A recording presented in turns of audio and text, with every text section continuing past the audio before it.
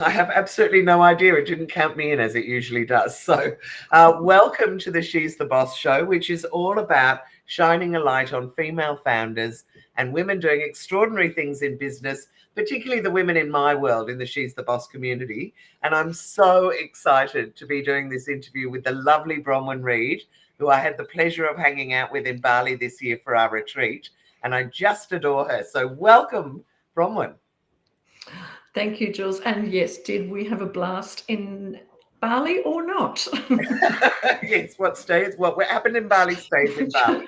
So let's talk all about you. I want to share what you do with everybody. So let's start off with, I know you've got a couple of businesses, one that you're very well known for and one that people might not know about. So, which has just won a massive award, which we've also got to talk about. But anyway, I'll shut up. You talk now about what it is you do.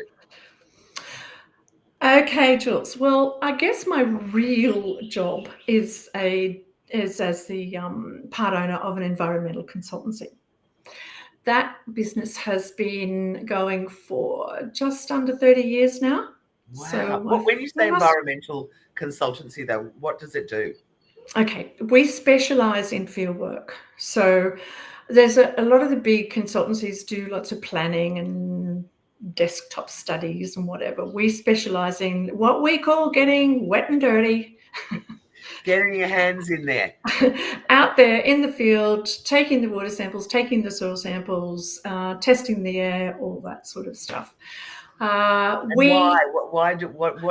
Who do you work with that needs that kind of service? We work across industries. We work for government. In fact, our very first contract with government, 440 Consultants, was with government. Then we also work across industry, general industry. We work with agribusiness. So the company really started out in agribusiness because both Ian and I, who's my husband and business partner, we both come from agribusiness backgrounds.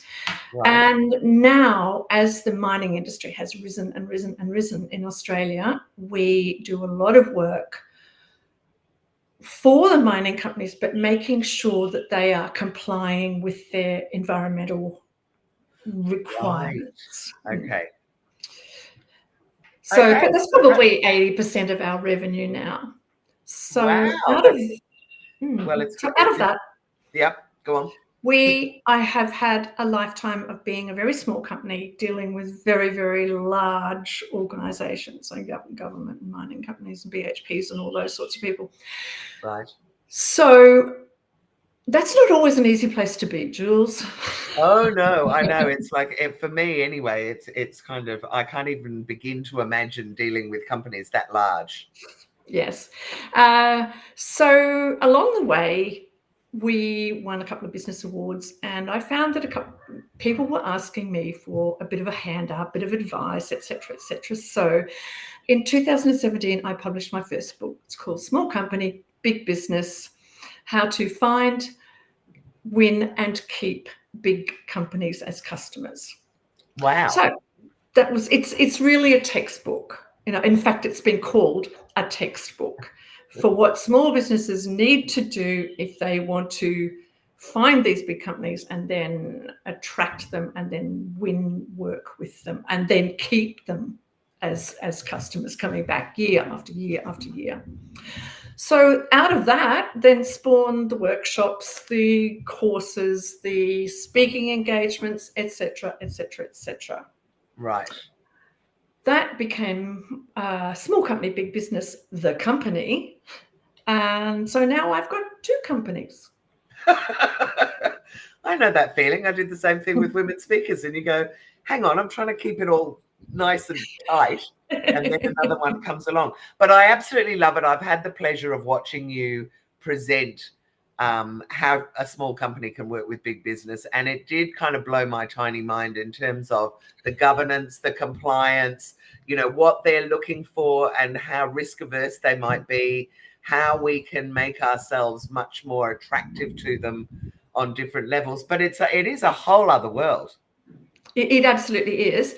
But I don't want to give all your listeners the impression that it's impossible, Jules, because it's not really. Look, I've done it. I've done it.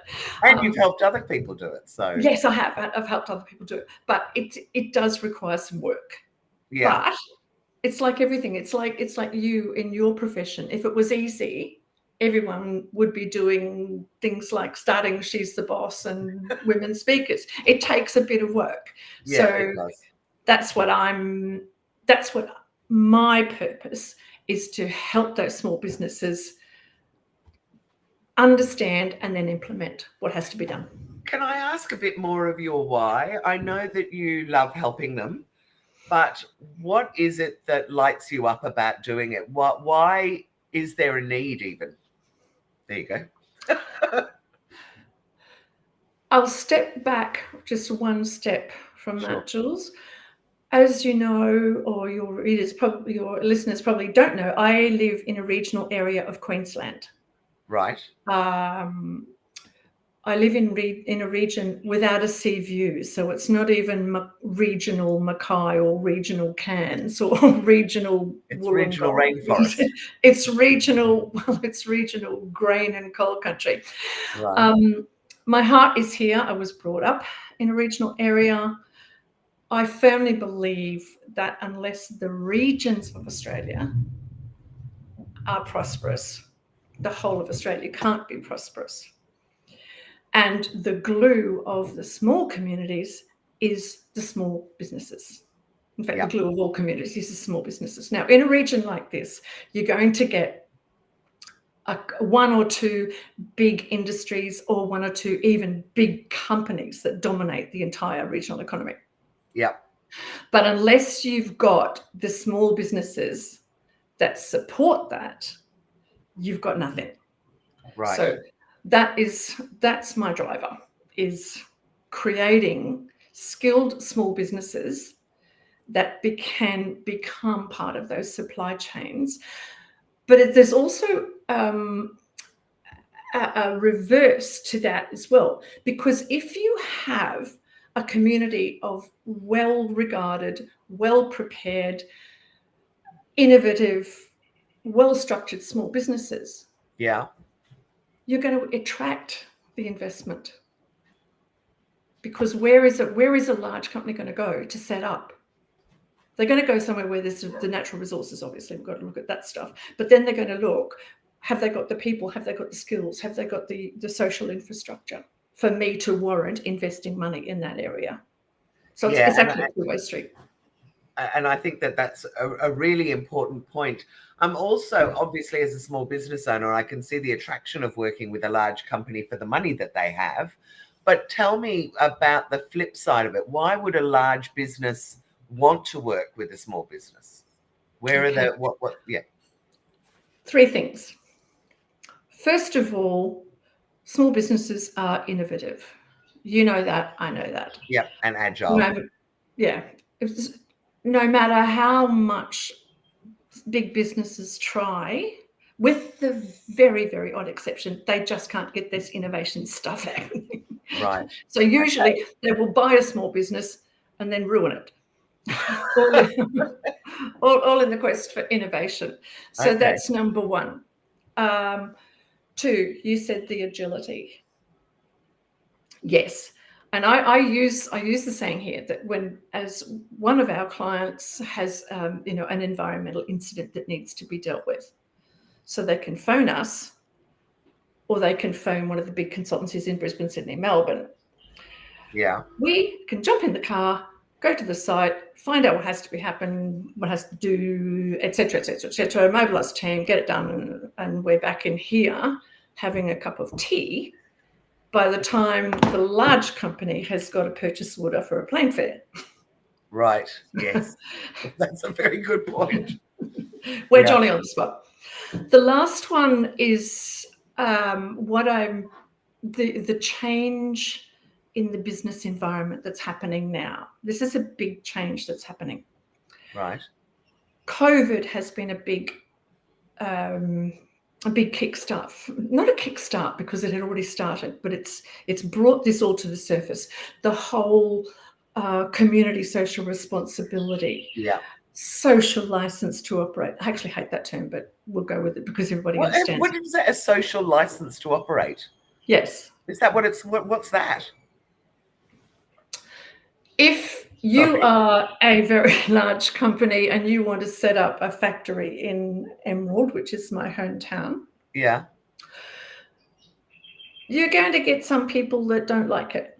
Okay, it may be going to put some stuff in the river, or I don't know, whatever it might be. Whatever it might be. So that company needs to integrate with the community and show the community that it can bring good. Right. That is their social license to operate. Oh, okay. I've never heard that before. I've heard of corporate social responsibility, but I haven't heard that particular term. That's great. Yeah. Sorry, and I interrupted you as you were explaining. Then the other acronym that you will know at the moment is ESG, Environmental Social Governance. Right. All of this has been really brought to the surface by COVID. These concepts have been around for 20, 30 years. Right. But mostly in the fringe press, and then the fringe press like The Guardian and those sorts of those kind of fringe presses, lefty papers. Yeah. And of course in academia. Now you can read about it in the mainstream media, even in the Australian. Yeah. So it is now a mainstream issue, concept. If big businesses don't take notice of these trends, they do not get their social license to operate. They are seen as bad corporate citizens.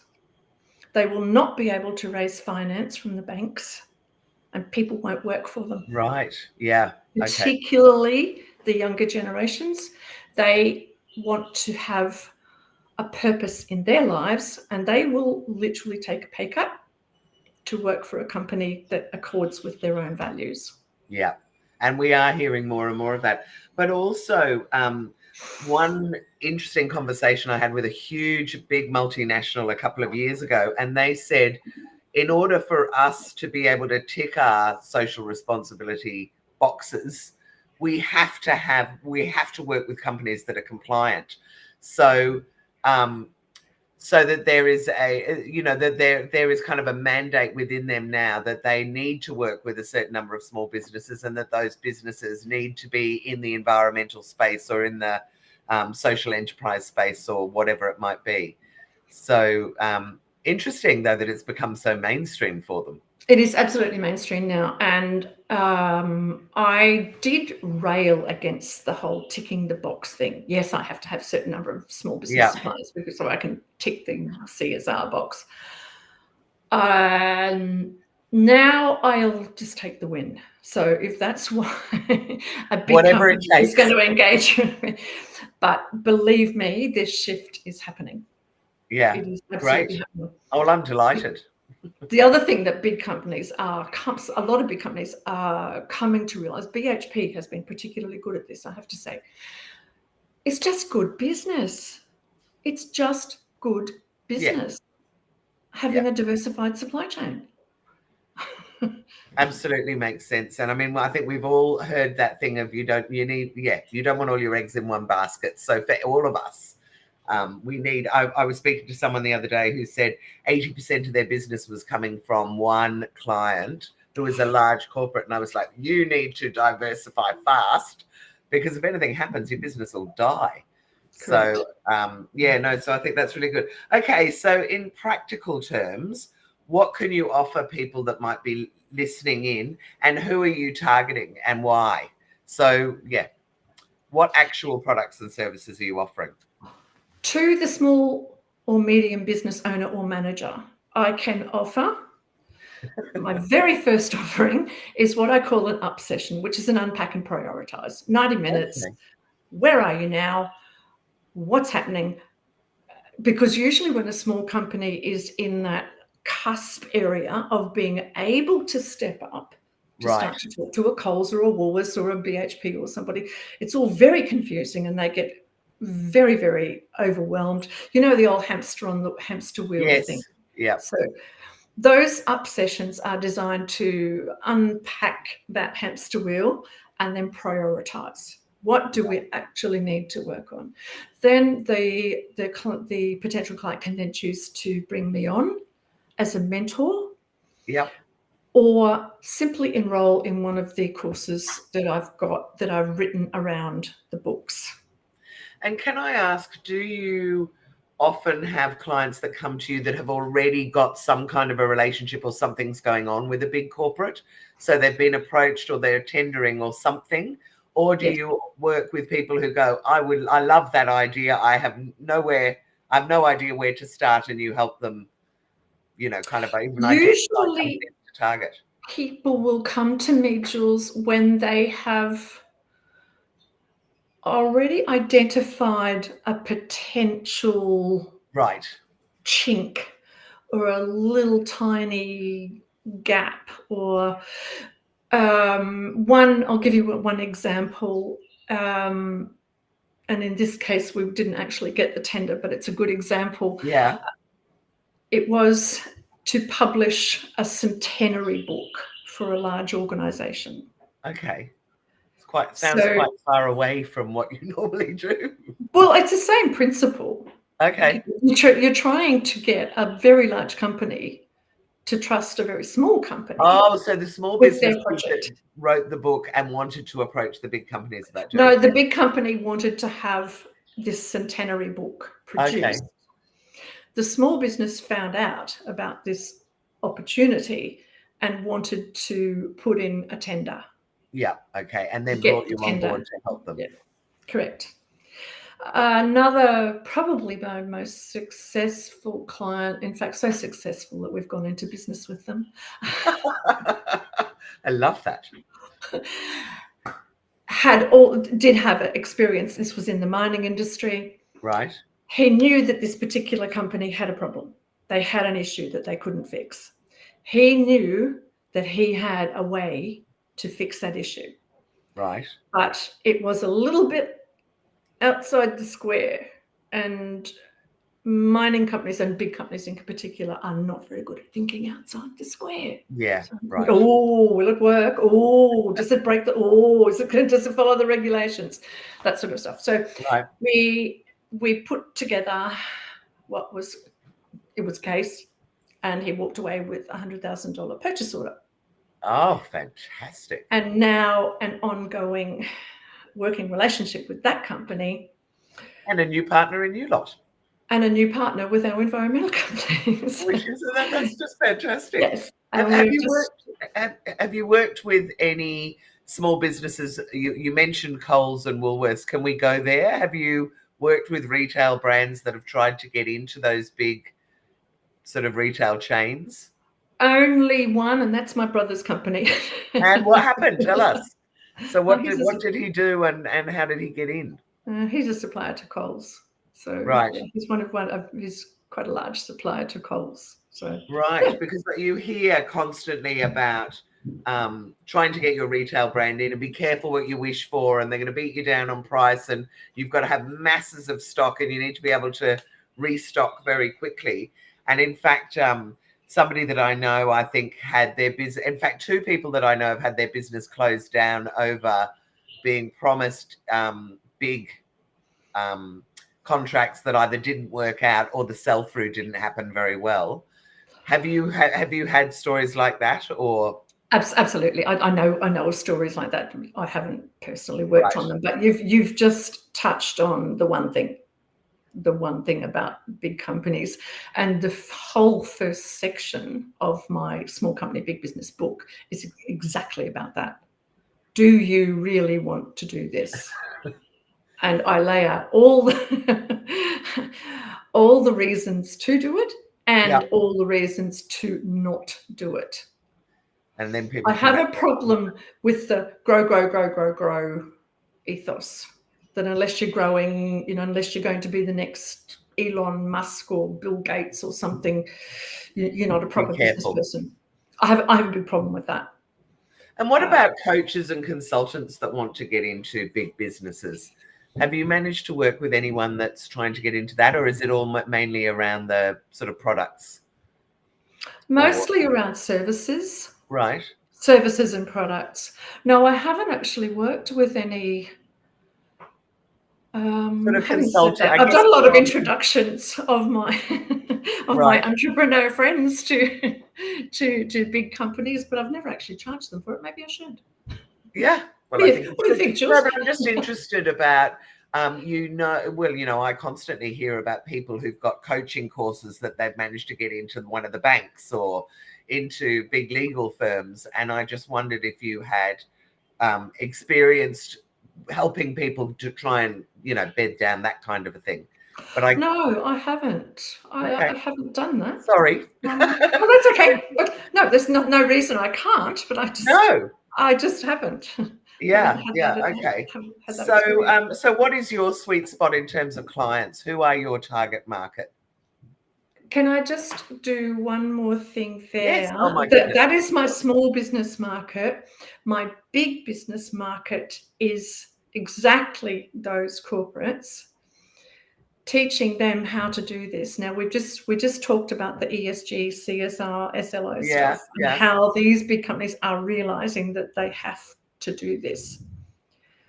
But most of them do not have a fact. They do not have a single clue how to engage with an SME. And that's logical, because if you think of the person who's typically you're going to deal with in a big company, they came out of university, they probably got a graduate traineeship, and then they worked for a few years, did some training, went up the corporate ladder a bit, and then they went to another big company. And then they worked a bit longer, and they worked up their way a little bit more up the corporate ladder, and then they went to another big company. So they haven't had that experience at all. At some point, they get put in charge of small business procurement. They don't know they wouldn't know what a small business looked like, smelt like, acted like. Right. And with all the best will in the world, no matter how passionate they are about engaging small businesses, they don't speak the language. And so you do the interpretation. This is what that is where I'm moving now. Right. That's where I'm moving now, is teaching big companies to be better customers. No, I think that's it's just such an important service. And when I first met you, I remember being beside myself with excitement at the idea of being able to get into a big corporate. And then I watched some of your stuff and I went, I don't know whether I'm really the right type of person. And that is exactly a valid decision, Jules. Yeah. You don't have to be the next, I don't know, Tony Robbins or not that I want whoever it is Robbins. that supplies. Yes, exactly. RTO kind of training into companies. You do not have to do that. You found your sweet spot. You know who you love working with. You know, you love working with the kind of women that we were with in Bali. They're running their own businesses. I'm not sure that you want to be working for.